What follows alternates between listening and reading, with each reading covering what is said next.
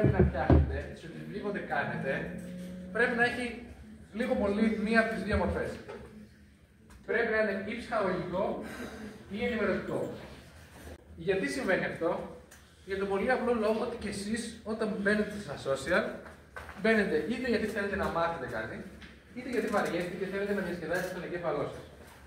Οπότε πρέπει να κατανοήσετε, να έχετε έμπαση προς το σας και να καταλάβετε ότι αφού όταν μπαίνει στο TikTok, στο Instagram, στο YouTube ή όπου μπαίνει για να ψυχαγωγηθεί είτε για να ενημερωθεί, πρέπει αντίστοιχα το περιεχόμενό σας να είναι αντίστοιχη πληροφόρηση. Σε κάθε περίπτωση όμως, είτε είναι ψυχαγωγικό είτε είναι ενημερωτικό, πρέπει το περιεχόμενο να είναι πάντα πρωτότυπο. Γιατί πρέπει να είναι πρωτότυπο? Γιατί άμα να κάνετε ό,τι κάνουν όλοι οι άλλοι, δεν έχει νόημα. Δεν θα ξεχωρίσετε, δεν θα πάτε ποτέ πιο πάνω, δεν θα καταλάβει κανείς γιατί να πάει με εσάς και όχι με τον αφεντικό. Ειδικά αν έχει δει πρώτη φορά τον άλλον, το να φαίνεστε απλά ότι είστε αντίγραφα είναι κάτι αρνητικό για εσάς.